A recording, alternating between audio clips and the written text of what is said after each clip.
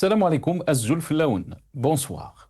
La récente sortie de l'APS contre certains partis politiques accusés d'alimenter des discours de haine, mais aussi la position diplomatique de l'Algérie, mérite bien plus qu'un simple haussement d'épaule.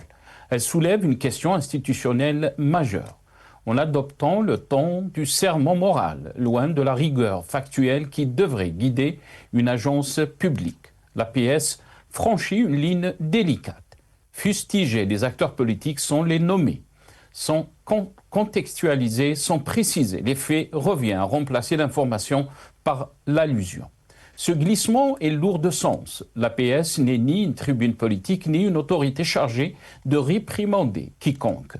Chaque mot à charge entame sa crédibilité et donne l'impression qu'elle parle au nom de, plutôt qu'elle informe sur.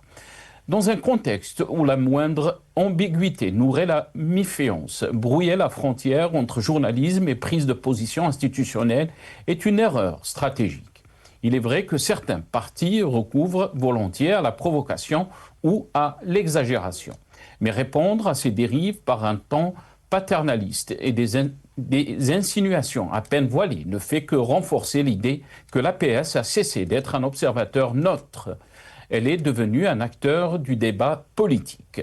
Et lorsqu'une agence nationale entre dans l'arène, même involontairement, elle compromet sa mission essentielle, informer avec distance, précision et transparence. Le paradoxe est saisissant. En dénonçant les discours de haine, l'APS adopte le même registre émotionnel que ceux qu'elle critique. L'indignation n'est pas un outil journalistique. Le fact-checking, la contextualisation et l'analyse, eux, en sont. À défaut, l'agence ne clarifie plus le débat, elle l'attise. Cette dérive s'inscrit dans un phénomène plus large. En Algérie, le recours au discours haineux a longtemps servi de stratégie politique, un instrument de gouvernance, de diversion et parfois de division. Lorsqu'un pouvoir assèche le débat contradictoire, il limite l'expression politique. Il fabrique inévitablement un paysage médiatique appauvri, un monologue figé et une médiocrité dangereuse pour l'État lui-même. Le rôle de l'APS devrait être l'antidote à cette logique, non son prolongement. Le pays n'a pas besoin d'une chaleur supplémentaire. Il a besoin de clarté, de hauteur et de lumière. Nous débattrons avec nos invités juste après cette petite intro.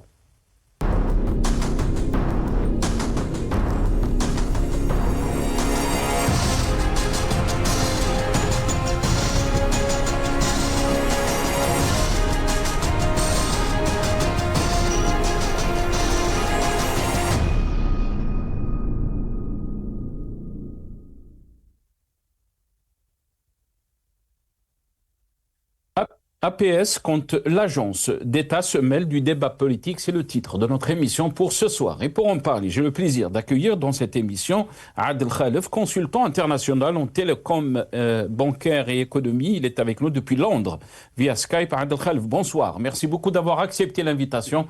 Marhaba bik. Merci beaucoup. Bonsoir, merci pour votre invitation. Je me réjouis d'être parmi vous et puis espérons que nous allons débattre sur des points qui peuvent être productifs. Très bien, merci beaucoup Adel, merci d'avoir accepté l'invitation.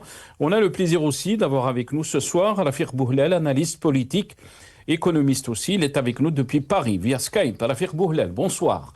Merci beaucoup d'avoir accepté l'invitation. Marhaba bik, c'est Rafiq. Bonsoir c'est Nasser, bonsoir c'est Adel, merci pour l'invitation. Un chaleureux bonsoir à tous les téléspectateurs et téléspectatrices de Microscope et ainsi un grand bonjour à la régie. Et encore une fois, merci pour l'invitation. Merci beaucoup Rafiq Bouhlel d'avoir accepté l'invitation. Avant d'entamer le sujet de ce soir, notre thème, et de rentrer donc dans le vif du sujet. Quelques titres, comme d'habitude, bien sûr, concernant le thème de ce soir. Et on va commencer, bien sûr, avec la une de l'APS. L'APS qui a titré, donc, surenchère de certains partis sur les positions de l'Algérie. Faillite politique et violation flagrante de la Constitution. Donc, a titré l'APS. Al 24 News APS, la surenchère de certains partis sur la diplomatie algérienne, une campagne électorale anticipée. Donc, a titré Al24 News. Et on termine concernant donc la presse TSA, tout sur l'Algérie, diplomatie et discours de haine. L'APS fustige certains partis politiques. L'agence de presse APS a critiqué les positions de certains partis politiques sur la diplomatie et la justice algérienne. Donc, a écrit TSA. Quelques réactions, bien sûr, sur les réseaux sociaux. Et on va commencer avec Habib Achi. Habib Achi, ancien juge, qui a écrit, donc, c'est Ben Grina Abdelkader, Nasiha, تصريحك في البيان المنشور على حسابك الشخصي في الفيسبوك منذ 21 ساعة لن يمر مرور الكرام وليس كل مرة تسلم الجرة. قولك بعدم إقحام العدالة والقضاء في التعامل مع الأفكار والمواقف الفكرية كلام خطير جدا، وأقول لك بصراحة أنت مطالب بكشف الجهة والأشخاص الذين أقحموا القضاء في قضية سعد بوعقبة بكل ود واحترام. وقد لمحت لك وكالة الأنباء الرسمية بلغة إعلامية واضحة بمعنى أنها منحتك فرصة شبيهة بتلك التي منحت لسعد بوعقبة لتصحيح ما قاله في الحلقة الأولى، لكنه في الثانية زاد فأفسد كل شيء وتعرف أين انتهى. لذلك فإن لغة وكالة الأنباء الرسمية هي فرصة لتصحيح الوضع، إما أن تتراجع عن كلامك وتعود إلى فولكلورك السياسي المعتاد، وأن تكشف الجهة التي أقحمت القضاء في قضية سعد بوعقبة حتى يحاسبها الشعب. ما عاد ذلك الوقت ينفذ والدولة لن تسكت. Donc a écrit Habib Achi, un ancien juge. Abdeslam Bachara, député MSP, donc حمص، يلي راك تكتب في وكالة الأنباء العمومية التي هي ملك لكل الشعب، وتصنف في الناس وتحاكم في الهيئات وتشهر بالمؤسسات وتحاسب بعض الأحزاب على مواقفها السياسية. ما شفناش اسمك ولا توقيعك ولا ريلنا على الأقل وجهك، وتذكر أنه لا يمكنك أن تكون أنت الدولة بمجرد أنك تتحكم في منابر إعلامية ممولة من أموال هذا الشعب لتتهجم على جزء من أبنائه. أراكم رجعتوها وكالة الأنباء والعدو والخارجية والداخلية والجماعات المحلية والإعلام والاتصال Donc a écrit Abdeslam Bouchara, député MSP Hams. Mohamed Moulouj, un ancien journaliste du quotidien Liberté, pouvoir islamiste, la fin d'un pacte tacite, vivement, a écrit donc Mohamed Moulouj. Avant de donner la parole à nos invités, on va vous faire passer donc ce qu'a écrit l'APS. Donc concernant notre thème de ce soir, on regarde la première vidéo, Soundbite One, nos amis de la régie, et je reviens à mes invités juste après. أكدت وكالة الأنباء الجزائرية في برقية لها بأن بعض الأحزاب السياسية دخلت نهائيا موقع الإفلاس السياسي بسبب عجزها التام عن تقديم برنامج للشعب الجزائري، فاتخذت من الخطاب الديماغوجي ورقة طريق للبدء في حملة انتخابية مسبقة للتشريعيات والمحليات المقبلة. أحد الأحزاب أصبح يزايد على مواقف الجزائر الدولية، وهو انتهاك صريح للدستور الذي ينص على حصرية صلاحية السياسة الخارجية لرئيس الجمهورية، والتي يستمدها من التفويض الشعبي بدءا من انتخابه، إذ أطلع رئيس الجزائريين في برنامجه على المبادئ الأساسية للدبلوماسية والسياسات والمناهج التي ستتخذها الجزائر إزاء كل الملفات الدولية الراهنة. ويعتبر المساس بالسياسة الخارجية تحاملا صريحا ليس على الرئيس، وإنما على بلد يجسده الرئيس امتثالا للدستور.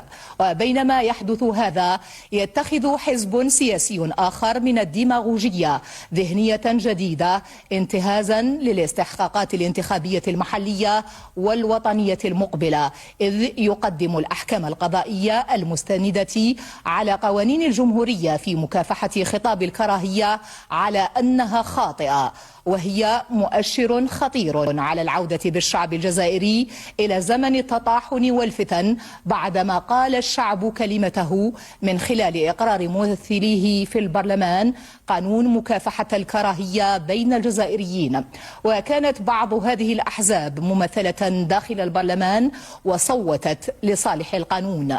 أمام هذا التناقض الصريح والمنحرف عن الأخلاق السياسية السوية تظهر بوضوح نية بعض الأحزاب في لي ذراع العدالة وقوانين الجمهورية والعودة للأعراف السيئة والزبائنية والجهوية المقيتة التي ولت دون رجعة منذ 12 ديسمبر 2019.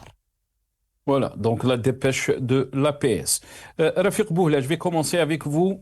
Votre réaction, et quand on lit la dépêche de l'APS, on a entendu donc dans ce passage de l'ENTV, qu'est-ce que vous en pensez? Malheureusement, je ne vais pas changer ma ligne de conduite, à savoir que je critiquais très souvent le niveau très bas qui est devenu l'agence presse-service surtout depuis 2019. Et nous savons tous que l'APS est dirigée et instruite par Kamel Sidi Saïd, le directeur de la communication de la présidence de l'Mouradia, qui l'utilise pour menacer, pour invectiver, pour donner des opinions, alors qu'une agence presse-service qui est élue au niveau national et au niveau international doit relater des faits, ne pas donner d'opinion et se contenter de donner des informations. Alors que là, on est en train de basculer dans la menace claire, simple et précise à l'encontre de Abdelkader Bengrina et surtout à l'encontre de toute personne qui veut avoir un avis contraire à celui de Abdelmajid Tebboune et la junte militaire qui est derrière le rideau. On va prendre point par point. À savoir quand l'APS déclare que un certain parti politique attaque, etc., et remet en cause les décisions du président de la République qui a été mandaté par le peuple. Non, Abdelmajid Tebboune est la marionnette des généraux. Il n'a jamais été mandaté par le peuple. C'est un président illégitime. Il a été placé par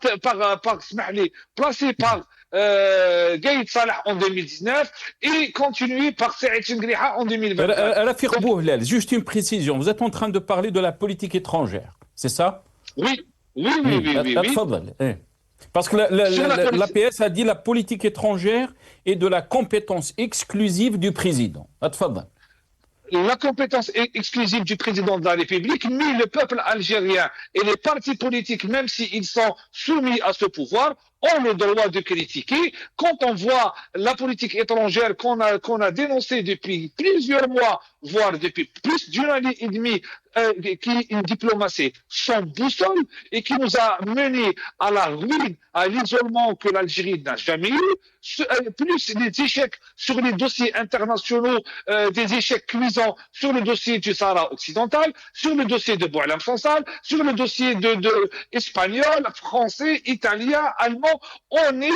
C'est une succession d'échecs sur de la diplomatie algérienne à l'étranger et Abdelmajid Tebboune, qui est plus ou moins représentant du peuple, c'est un président illégitime. Et concernant les déclarations de Bengrina au niveau intérieur, il faut savoir depuis quand un parti politique n'a pas le droit de critiquer la situation actuelle, depuis quand un parti politique n'a pas vocation à donner son avis sur les décisions de l'exécutif, depuis quand Bengrina, que ce soit une autre personne, Louise Hannoun ou d'autres représentants politiques de premier plan, même si leurs partis politiques sont soumis au pouvoir, ils ont le droit. Et dans l'écriture de l'ancien juge Habib Achi, on voit quelque part des menaces un peu voilées où il lui dit clairement qu'il a intérêt à dire quelles sont les parties, cette partie qui a instruit la justice dans l'affaire Bouakba, ou autrement dit, ça ne va pas se passer pour vous cette fois-ci de manière normale. Donc, on est dans la terreur, on fait peur aux partis politiques, on fait peur au peuple algérien et on fait peur à toute personne qui est contraire et qui a des idées contraires à celui du régime. Très bien, restez avec nous, Rafik Bouhlal. Adel Khalef, qu'est-ce que vous en pensez? Comment peut-on lire donc cette dépêche de l'APS qui dit que, donc, je rappelle la surenchère de certains partis sur la position de l'Algérie. Et là, bien sûr, elle parle de la diplomatie, faillite politique et violation flagrante de la Constitution. Rafik Bouhlal, il dit on est dans la terreur en Algérie quand on parle de la gestion du pays, de la politique, si on peut dire. Et rappelons que si l'APS n'a pas nommé les partis politiques, mais des observateurs parlent du parti de Ben Grina, du parti donc du MSP Hams. Votre réaction donc en lisant cette dépêche de l'APS? Merci beaucoup. Bon, d'abord, je pense qu'il faudrait analyser les choses telles qu'elles sont exposées, telles qu'elles nous sont présentées. Pour déjà, pour essayer de comprendre ce qui se passe un peu par rapport au niveau de ces partis politiques, il faut déjà commencer à essayer d'analyser un peu la texture des déclarations faites par l'APS, parce que nous savons tous que l'APS est la voix de l'État, de la présidence, du pouvoir. Donc, il faut se concentrer sur la texture du vocabulaire. Alors maintenant, si vous lisez un peu les textes qui ont été donc utilisés, vous voyez qu'il y a une espèce d'agenda. On ressent qu'il y a un agenda. Pourquoi? Lisez un peu le contenu du texte de l'APS. Ils utilisent un terme très spécifique, en l'occurrence, la surenchère. C'est le qualificatif, la surenchère. Maintenant, si vous lisez le texte de Algérie 24, il utilise le même titre, le même mot, pardon, la surenchère. Donc on voit qu'il y a un modus operandi c'est du copier-coller. Donc tout ce que l'APS dit, donc organe étatique, Algérie 24 doit dire un autre organe étatique, parce que Al 24 c'est une chaîne c'est une chaîne qui n'a aucun sens, bien sûr, qui est composée de 2-3 animateurs qui n'ont absolument aucune texture intellectuelle, en l'occurrence Mehdi Ghazal et consorts, qui sont des gens qui sont démunis de toute capacité cérébrale, mais néanmoins, ça reste un organe étatique. Donc vous voyez, ils utilisent la même terminologie. Or, TSA utilise des termes différents, donc on voit que TSA veut se démarquer sur la texture du texte, mais on reste dans le même cadre, on reste dans le même concept, c'est-à-dire qu'il y a un agenda qui va contre les partis politiques. Bon, maintenant, dans l'histoire, on ne va pas aller trop loin, on n'a pas besoin de revenir vers l'époque de Bouteflika Allah yarhamou. Nous restons un peu dans le règne du président actuel, donc Abdelmajid Tebboune. Nous avons toujours connu que l'État, bon, vous savez, le président de la République, il est par définition le garant de l'État.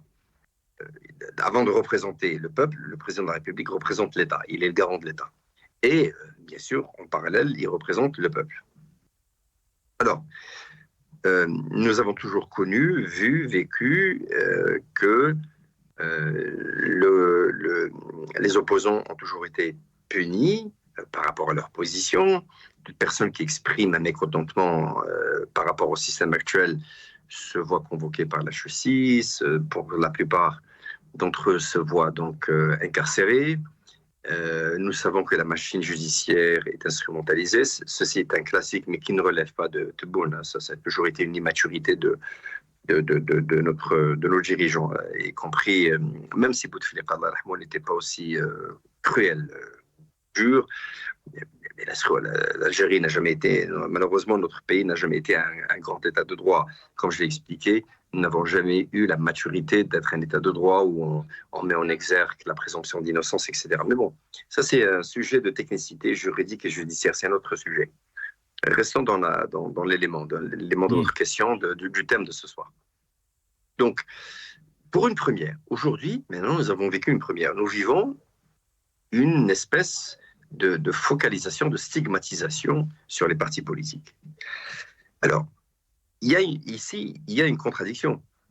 Alors, je tiens à faire rappeler à vos téléspectatrices, téléspectateurs et à tout le monde que le président de la République, Abdelmajid Tebboune, a toujours reçu les responsables des partis politiques. Il a reçu tous les représentants. Il a reçu Macri, il a reçu, comment il s'appelle, le bonhomme là qui s'est retiré, ça fait pas longtemps, je me rappelle, Gilles Jadid, voilà.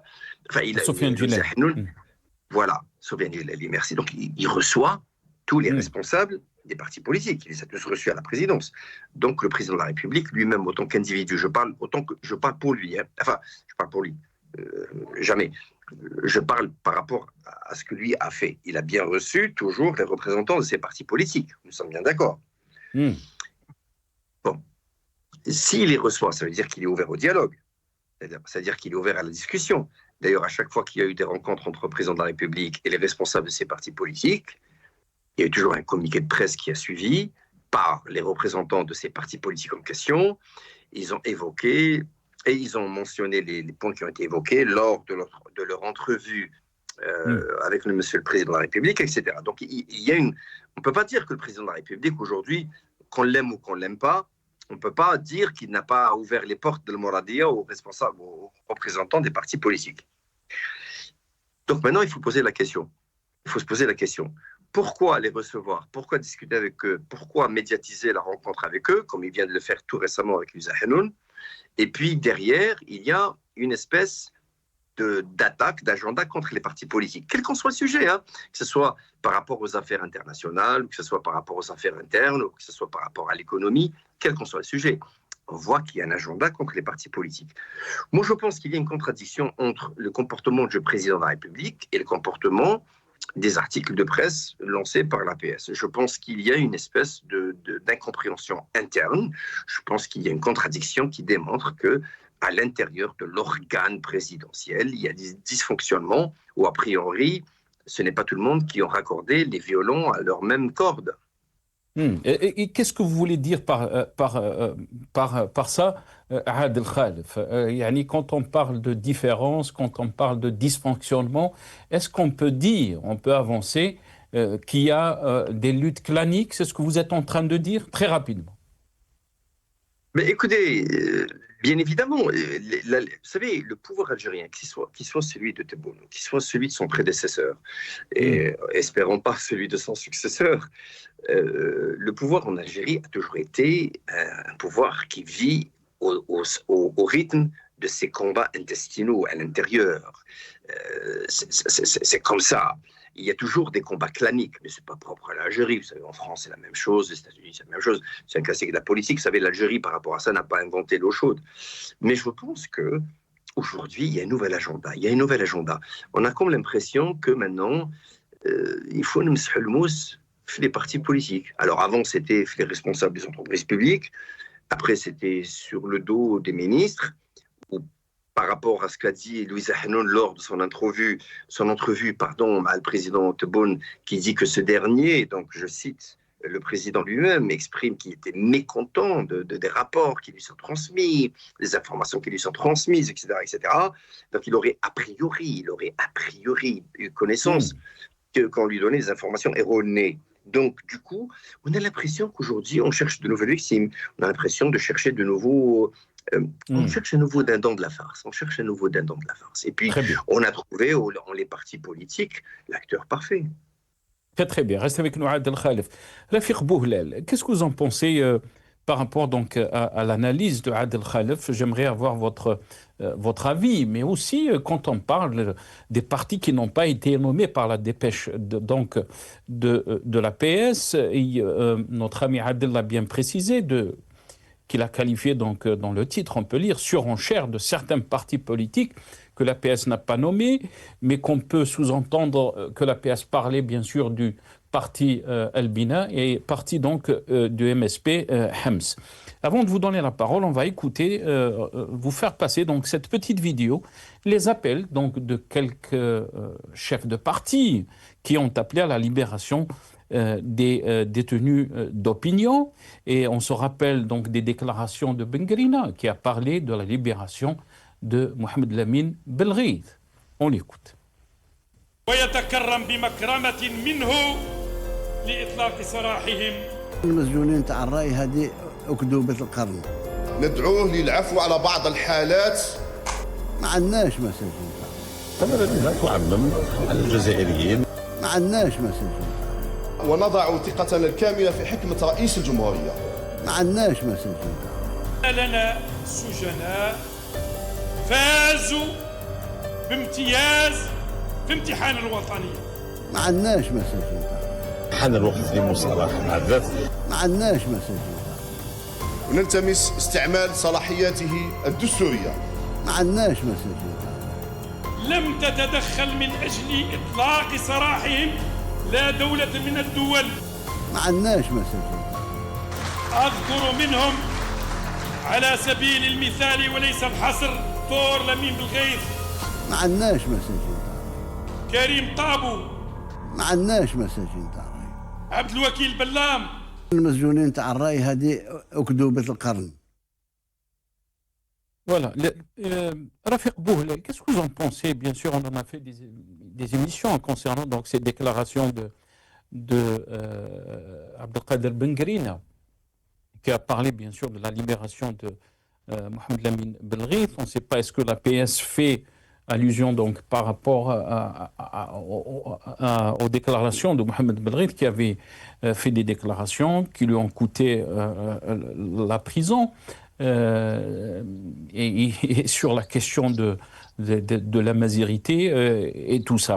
Mais quand il dit Adel Khalif que les partis politiques maintenant, il y a un agenda et qu'on veut pointer du doigt donc les partis politiques, qu'est-ce que vous en pensez? Parce que c'est quand on est de l'extérieur comme ça, on se dit wesh hada tchkchouk اللي رانا فيه.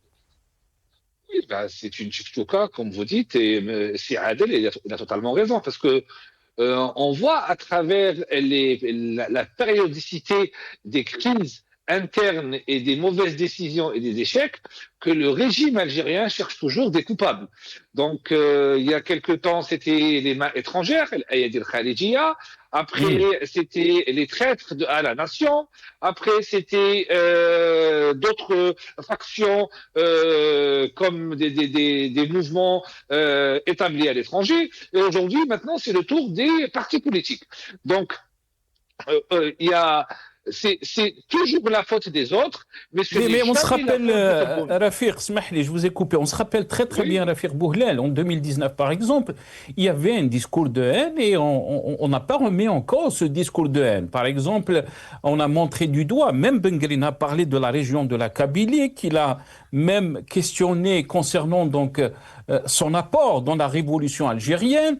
On a commencé à entendre des choses horribles concernant cette région qui fait partie donc de cette Algérie, de cette chère Algérie. تفضل سي رافق.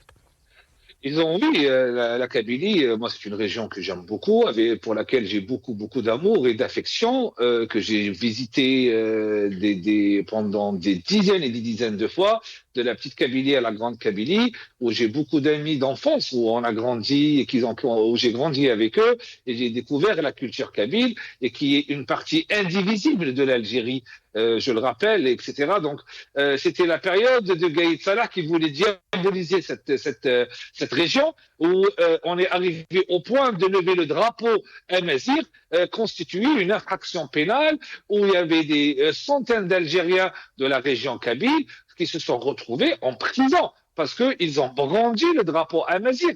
Ni plus ni moins, c'est une catastrophe. Et aujourd'hui, on continue. Mais moi, ce que j'aimerais apporter une remarque très importante concernant les déclarations récentes de Louisa Hanoun, où elle déclare de vive voix que le président algérien reconnaît qu'il y a des prisonniers d'opinion et des prisonniers politiques, car elle lui a demandé, d'après ses déclarations toujours, une grâce présidentielle et qu'il a admis qu'il y a des prisonniers politiques, alors que dans ses déclarations que vous avez très bien montrées, qu'il a nié l'existence de détenus d'opinion. C'est gravissime.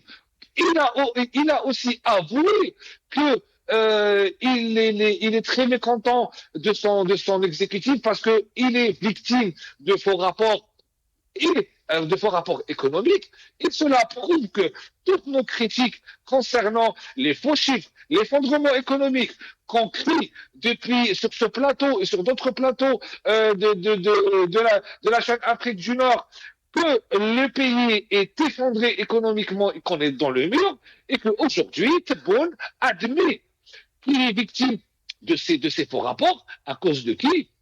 À cause de son entourage d'incompétents notoires, à cause de son gouvernement qui prend des mauvaises décisions, parce qu'ils ne sont pas capables de gérer un pays. Aujourd'hui, ils veulent faire payer les responsables politiques, et je ne serai pas étonné de voir demain ou après-demain la justice du téléphone ouvrir une enquête préliminaire à l'encontre de Ben Guerina, et il est très fort possible que ce dernier se retrouve en prison avant la fin d'année. Donc aujourd'hui, c'est toujours la faute des autres, ce n'est jamais la faute de Tebboune. Tebboune remet toujours la faute de ses échecs sur ses ministres, sur son chef de cabinet, sur son premier ministre, mais c'est jamais sur les réels décideurs, à savoir la junte militaire qui dirige le pays et lui-même le représentant de cette junte. Mais la question qui s'impose, Rafiq,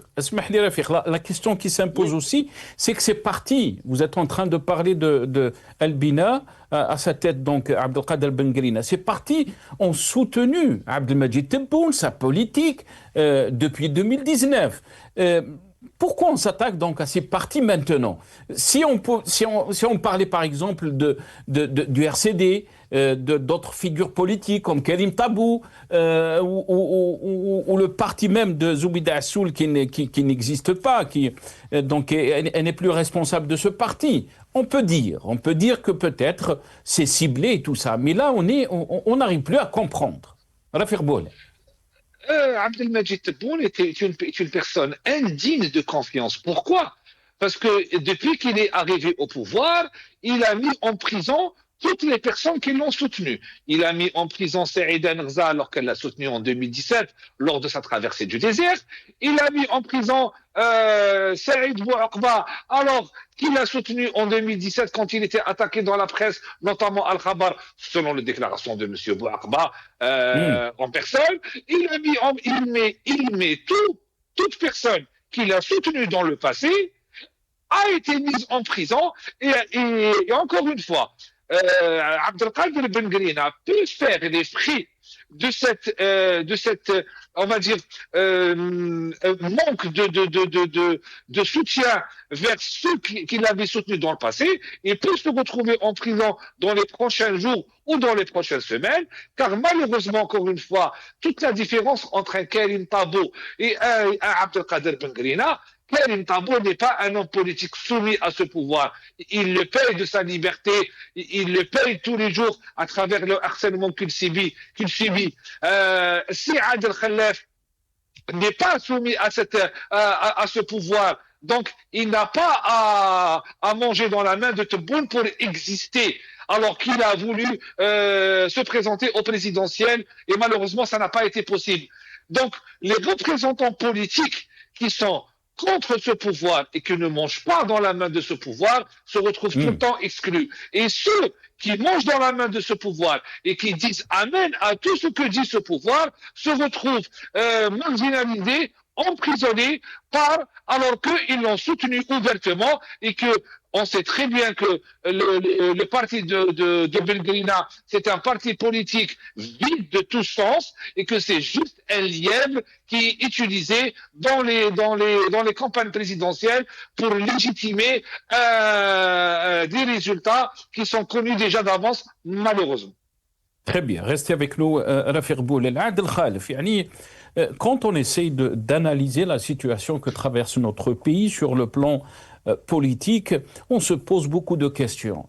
Cette stature de l'APS, qui était inédite, elle se positionne donc comme étant un outil important du fonctionnement de la gestion de l'État, mais aussi la question se pose. Maintenant, on s'attaque à des partis qui ont soutenu Abdelmajid Tebboune et sa politique. On est dans cette logique, donc on assèche le débat politique, on limite l'expression politique, on emprisonne des journalistes. On a parlé de Saad Bouaqba, un journaliste 80 ans, a été emprisonné. La question qui se pose, comment peut-on avancer avec cette logique, Adel Khalf? Alors, je pense que ce qui est important aujourd'hui, c'est de comprendre, c'est que dans quelle position se trouve le pouvoir qui soit civil, c'est-à-dire présidentiel ou militaire. Mais je pense que le pouvoir militaire a un rôle qui est très particulier, un rôle qui est très spécifique. Même si nous savons tous que l'armée en Algérie a toujours eu son mot à dire par rapport au pouvoir civil, et puis, bon, ma foi, tant mieux, parce qu'il faut toujours qu'il y ait, vous savez, même aux États-Unis, la CIA et l'armée américaine ont leurs opinions qui influencent sur le pouvoir politique. Hein. Ça, c'est toujours des éléments qui sont cruciaux, c'est très important. Donc, moi, je pense que, à mon avis, bon, d'abord, nous parlons de Ben Guelina. Il y a comme un acharnement par rapport à Ben Guelina, on a l'impression, d'accord? Bon, alors franchement, la position du pouvoir actuel par rapport à Ben Guelina est visible ou était visible comme une vache dans un couloir. C'est quelque chose qui est clair, qui était prévisible. Nous attendions tous à cette réaction. Mais moi, je veux vous dire pourquoi. Vous savez, je pense que ce qui se passe actuellement est un symptôme des conditions qui ont été imposées sur le pouvoir en Algérie par rapport aux forces occidentales, en l'occurrence les États-Unis. Je pense que Washington a dû mettre des conditions qui sont très importantes. Et parmi les conditions, c'est que, vous savez, l'administration Trump ne veut pas entendre parler de mouvance islamique, ne veut pas entendre parler d'un État islamisé, ne veut pas entendre parler. Ils veulent entendre parler d'un pays démocratique. Or, textuellement et techniquement, l'Algérie est une démocratie. C'est un pays, c'est la République démocratique et populaire. C'est très important ce que vous êtes en train de dire. Je m'excuse, je vous ai coupé la parole. Mais est-ce que vous voulez dire que cette dépêche de la PS, puisqu'elle n'a pas nommé les deux partis, beaucoup parlent, qu'on parle bien sûr du MSP, du parti MSP, donc Hams, qui est islamiste, mais aussi de Elbina, qui est islamiste aussi. Je vous rends la parole. Oui, ben écoutez, sincèrement, je pense que les deux partis islamiques que vous venez donc d'énumérer, de mentionner, par rapport à la position de l'Algérie aujourd'hui, nous savons tous que Alger est en train d'essayer de séduire Washington. Ils utilisent des lobbies qui sont très moyens en qualité, hein, parce qu'il y a d'autres moyens de pouvoir atteindre Donald Trump et son entourage. Mais bon, comme du côté de Mouradia, ils ne savent pas faire. Donc, je leur souhaite bon courage pour ça. Mais bon, je pense que notre ambassadeur aux États-Unis, à Washington, M. Bourkadoum, qui est un ténor, qui est un très très grand ambassadeur, un très très grand diplomate que je salue très très respectueusement, c'est quelqu'un qui comprend les enjeux. Moi, je pense que ce qui se passe actuellement, c'est qu'il y a une stigmatisation sur les partis politiques parce que ça, c'est un agenda qui est imposé depuis Washington. Dans le cadre d'un programme, d'un agenda qui pourrait peut-être éventuellement finir sur d'autres considérations qui n'ont peut-être jamais été... Vous savez, quand on va se déplacer dans un endroit, on va se nourrir, on se dit, voilà, donc on a été là où nous mangeons et nous bûmes, mais quand on discute avec des puissances comme Washington, qui nous met des discussions et des impositions et des conditions très difficiles à avaler, eh ben, on dit, bon, ben voilà, on va convertir cela comme des actions internes politiques. Moi, je pense que ce qui se passe aujourd'hui est le symptôme. À mon avis, bien sûr, je peux parfaitement me tromper, mais connaissant les États-Unis d'Amérique moi-même, où j'y ai vécu, je connais bien l'Amérique. Vous savez, je connais beaucoup de gens en Amérique, je connais des gens qui sont très proches du pouvoir américain, je connais l'Amérique dans sa texture sociétale et administrative. Je vous dis que moi, je pense que ce qui se passe aujourd'hui est un symptôme que l'Algérie doit se laver les mains de ces mouvements islamiques qui ne répondent pas aux conditions d'un agenda qui, ma foi, peut être un peu, entre guillemets, dans l'ombre du sionisme. Mais attention, je fais très attention. Je dis pas Donc que quand il dit, Mohamed Mouloudj, quand il dit j'ai fait passer son poste à Adel Khalf, yani Mohamed Mouloudj, l'ancien journaliste du quotidien Liberté, quand il écrit pouvoir islamiste, pouvoir et islamiste, la fin d'un pacte tacite, vivement. Vous pensez qu'on est dans cette logique?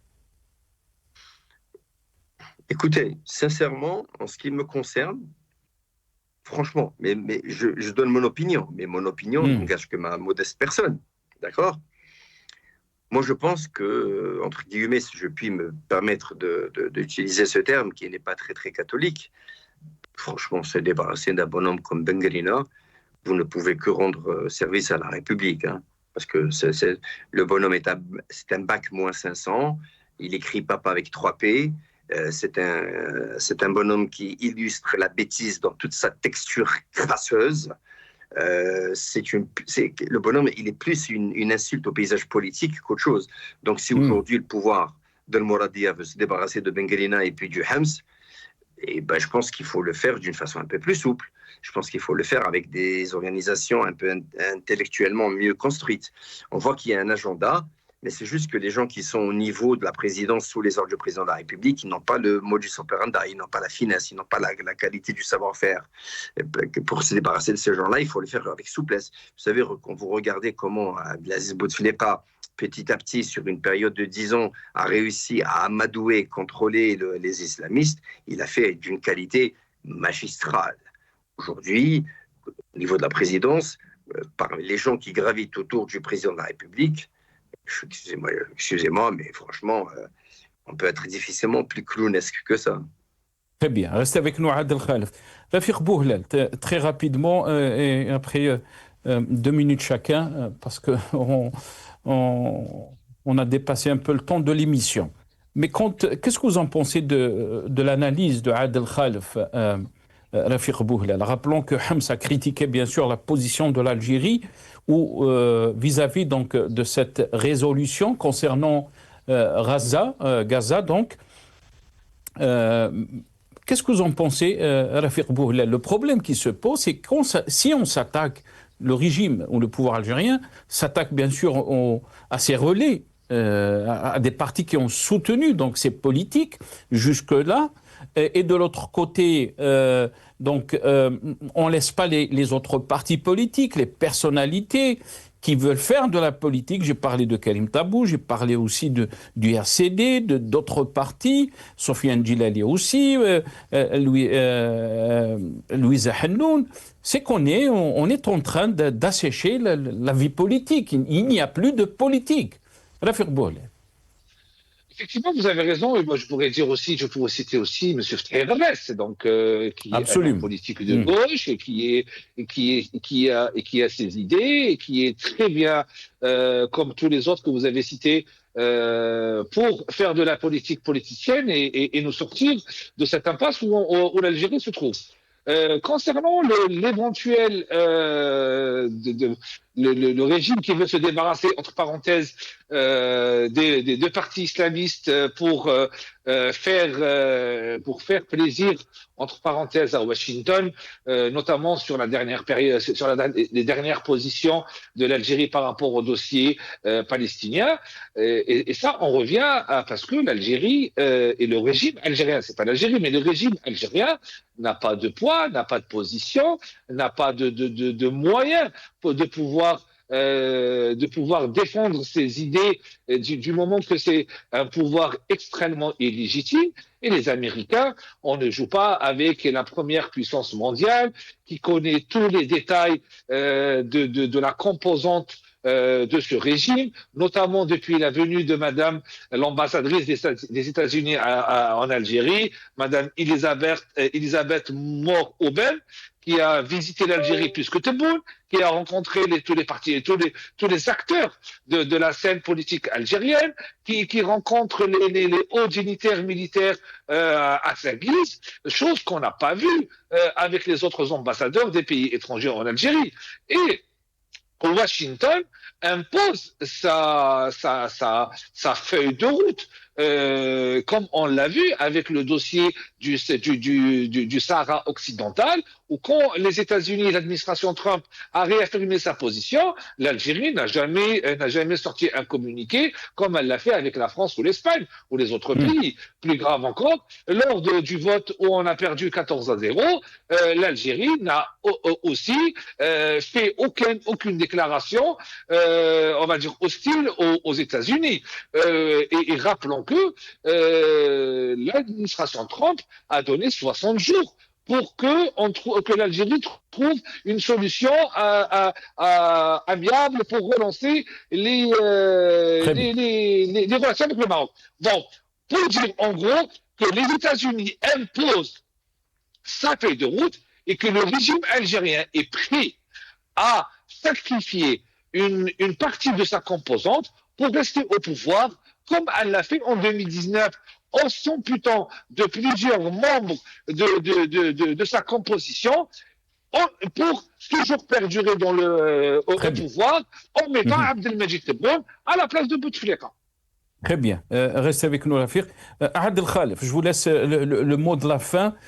Cette évolution de la situation inquiète au niveau intérieur, bien sûr, mais aussi la question aussi extérieure. Comment peut-on prévoir l'évolution de cette situation? Beaucoup tirent bien sûr la sonnette d'alarme concernant la gestion de notre pays. Vous l'avez fait dans plusieurs émissions, mais la situation devient très inquiétante, Adel Khalef.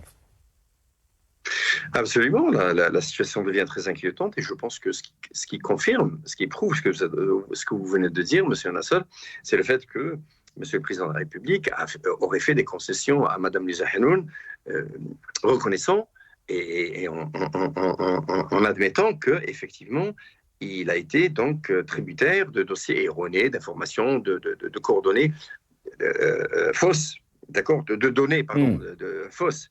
Donc, alors, vous savez, comment régler ça? Moi, je vais vous dire, c'est très simple.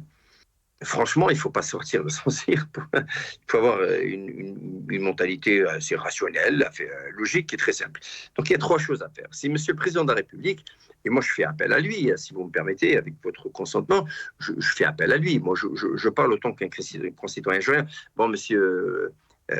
notre cher ami invité avait dit que j'avais l'intention de présenter présidentielle. C'est vrai. Moi, vous savez, j'espère qu'un jour je pourrai me lancer dans cette chose-là. Mais aujourd'hui, nous avons un président de la République qui est en poste. On doit faire avec lui. Et donc, moi, je dis comme suite, simple, 3 points. Le premier point, il faut régler l'image de l'Algérie à l'international par rapport aux grossières erreurs qui ont été commises, grossières erreurs qui ont été commises. Pour ça, il faut, éliminer immédiatement le ministre des Affaires étrangères, parce que c'est franchement, excusez-moi du terme, c'est un idiot interstellaire. 2, il faut tout de suite limoger Kemerzik, parce qu'il a complètement décimé, détruit l'économie à l'intérieur et donc de facto à l'international. Donc il touche aux denrées alimentaires, il touche à l'économie, il touche à la macroéconomie. Donc c'est un bonhomme qui est pétri d'incompétences et de bêtises. Et puis 3, il faut aujourd'hui se dire que c'est très important et très urgent qu'il faudrait commencer à faire des concessions par rapport aux compétences qui sont en Algérie. Il y a des jeunes en Algérie, il y a des hommes qui sont très compétents. J'invite le président de la République, avec sa bonne volonté, si vraiment Andoni Safia, de s'entourer d'hommes qui sont capables de le conseiller s'il veut sauver son deuxième mandat. Merci beaucoup, Adel Khalef. On est arrivé à la fin de cette émission. Merci à vous. Rafik Bouhlal, analyste politique. Vous étiez avec nous depuis Paris. Merci, Adel Khalef, consultant international en télécom, bancaire et économie. Vous étiez avec nous depuis Londres. Merci à vous, chers téléspectateurs, d'avoir suivi cette émission. Ya'takoum saha, ou bqaw ala khair.